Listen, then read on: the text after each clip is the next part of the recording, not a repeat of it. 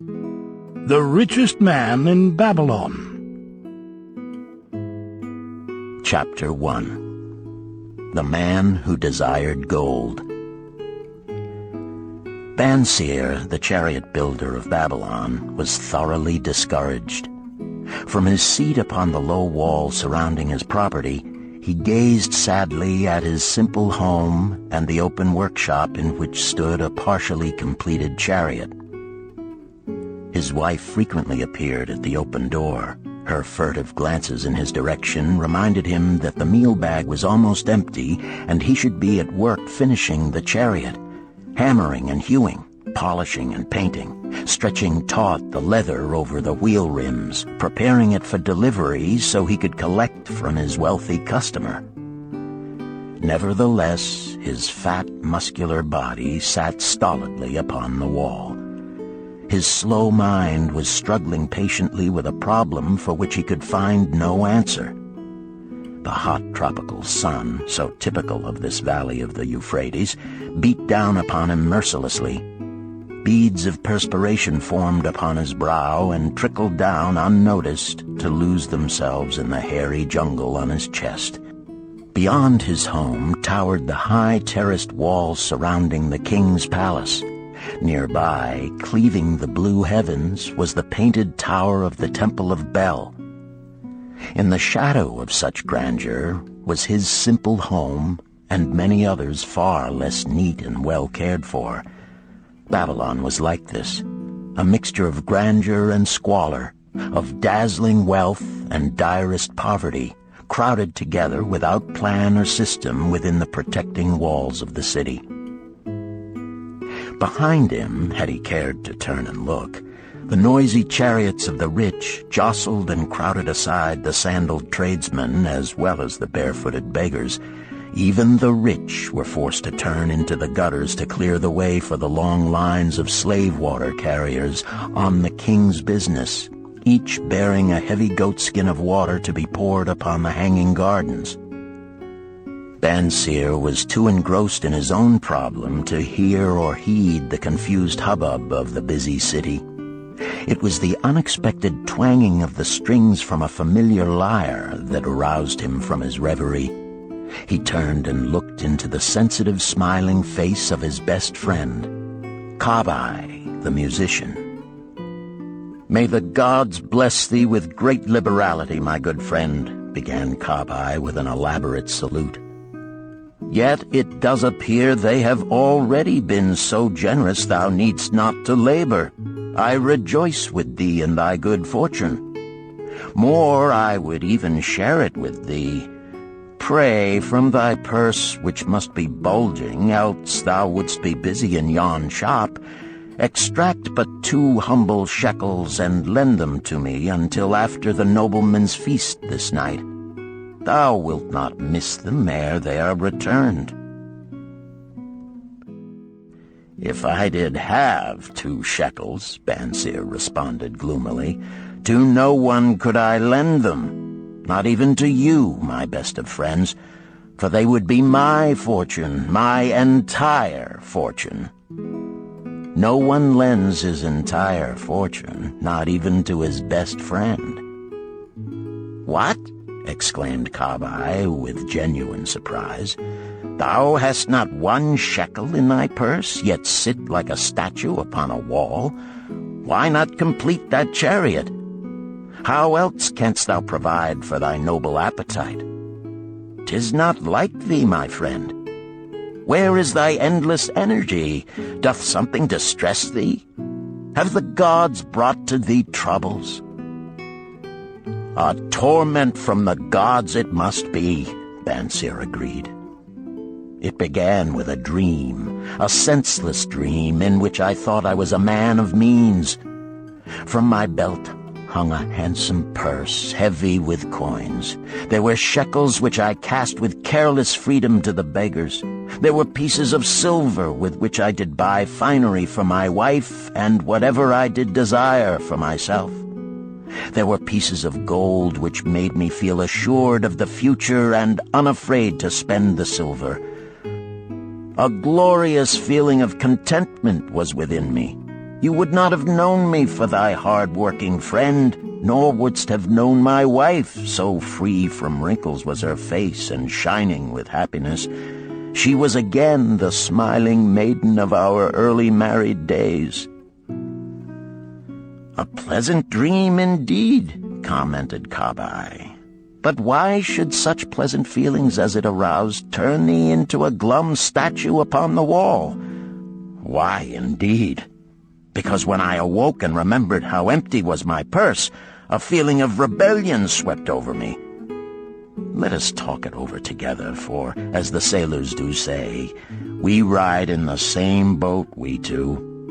As youngsters we went together to the priests to learn wisdom. As young men we shared each other's pleasures. As grown men we have always been close friends. We have been contented subjects of our kind. We have been satisfied to work long hours and spend our earnings freely. We have earned much coin in the years that have passed, yet to know the joys that come from wealth, we must dream about them. Bah! Are we more than dumb sheep? We live in the richest city in all the world.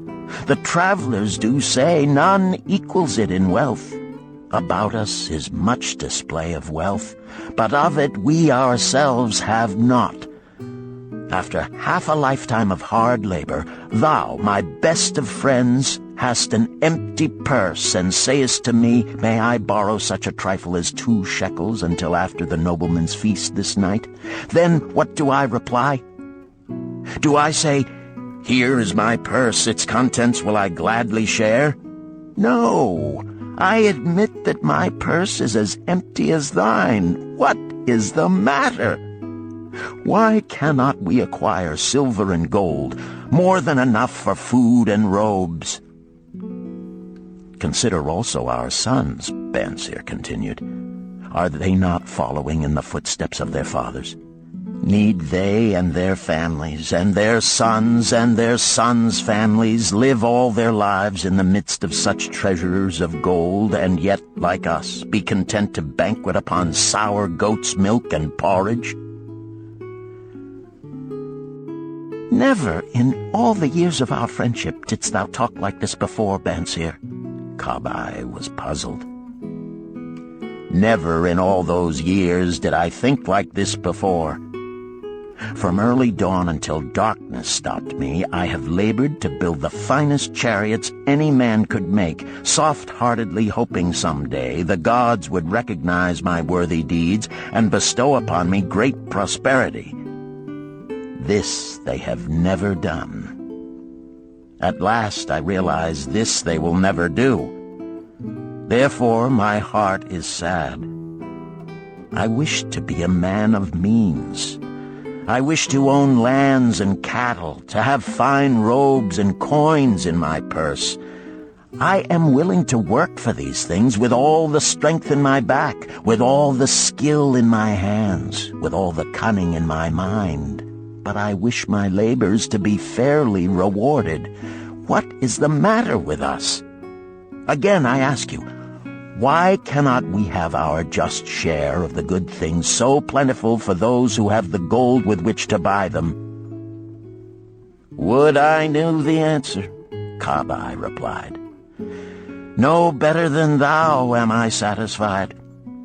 My earnings from my lyre are quickly gone. Often must I plan and scheme that my family be not hungry. Also within my breast is a deep longing for a lyre large enough that it may truly sing the strains of music that do surge through my mind.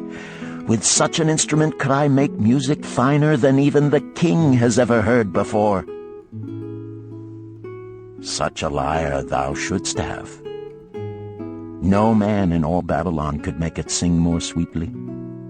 Could make it sing so sweetly not only the king, but the gods themselves would be delighted. But how mayest thou secure it while we both of us are as poor as the king's slaves? Listen to the bell. Here they come. He pointed to the long column of half-naked, sweating water-bearers plodding laboriously up the narrow street from the river. 5 abreast they marched, each bent under a heavy goatskin of water. "A fine figure of a man he who doth lead them," Kobbi indicated the wearer of the bell who marched in front without a load. "A prominent man in his own country, 'tis easy to see." "There are many good figures in the line," Bansir agreed, "as good men as we. Tall blond men from the north, laughing black men from the south, little brown men from the nearer countries, all marching together from the river to the gardens, back and forth, day after day, year after year, naught of happiness to look forward to, beds of straw upon which to sleep, hard grain porridge to eat. Pity the poor brutes, Kobbi. Pity them I do, yet thou dost make me see how little better off are we, free men though we call ourselves. That is truth, Kobbi, unpleasant thought though it may be. We do not wish to go on year after year living slavish lives, working, getting nowhere. Might we not find out how others acquire gold and do as they do? Kobbi inquired. Perhaps there is some secret we might learn if we but sought from those who knew, replied Bansir thoughtfully. This very day, suggested Kobbi, I did pass our old friend Arkad, riding in his golden chariot. This I will say, he did not look over my humble head as many in his station might consider his right. Instead, he did wave his hand that all onlookers might see him pay greetings and bestow his smile of friendship upon Kobbi, the musician. He is claimed to be the richest man in all Babylon, Bansir mused. So rich, the king is said to seek his golden aid in affairs of the treasury, Kobbi replied. So rich, Bansir interrupted, I fear if I should meet him in the darkness of the night, I should lay my hands upon his fat wallet. Nonsense, reproved Kobbi. A man's wealth is not in the purse he carries. A fat purse quickly empties if there be no golden stream to refill it. Arkad has an income that constantly keeps his purse full, no matter how liberally he spends. Income, that is the thing, ejaculated Bansir. I wish an income that will keep flowing into my purse whether I sit upon the wall or travel to far lands. Arkad must know how a man can make an income for himself. Dost suppose it is something he could make clear to a mind as slow as mine? Methinks he did teach his knowledge to his son, Bansir, Kobbi responded. Did he not go to Nineveh and, so it is told at the inn, become, without aid from his father, one of the richest men in that city? Kobbi, thou bringest to me a rare thought. A new light gleamed in Bansir's eyes. It costs nothing to ask wise advice from a good friend, and Arkad was always that. Never mind though our purses be as empty as the falcon's nest of a year ago. Let that not detain us. We are weary of being without gold in the midst of plenty. We wish to become men of means. Come, let us go to Arkad and ask how we also may acquire incomes for ourselves. Thou speakest with true inspiration, Bansir. Thou bringest to my mind a new understanding. Thou makest me to realize the reason why we have never found any measure of wealth. We never sought it. Thou hast labored patiently to build the staunchest chariots in Babylon. To that purpose was devoted your best endeavors. Therefore, at it thou didst succeed. I strove to become a skillful lyre player, and at it I did succeed. In those things toward which we exerted our best endeavors, we succeeded. The gods were content to let us continue thus. Now at last we see a light, bright like that from the rising sun. It biddeth us to learn more, that we may prosper more. With a new understanding, we shall find honorable ways to accomplish our desires. Let us go to Arkad this very day, Bansir urged. Also, let us ask other friends of our boyhood days who have fared no better than ourselves to join us, that they too may share in his wisdom. Thou wert ever thus thoughtful to thy friends, Bansir. Therefore hast thou many friends. It shall be as thou sayest. We go this day and take them with us.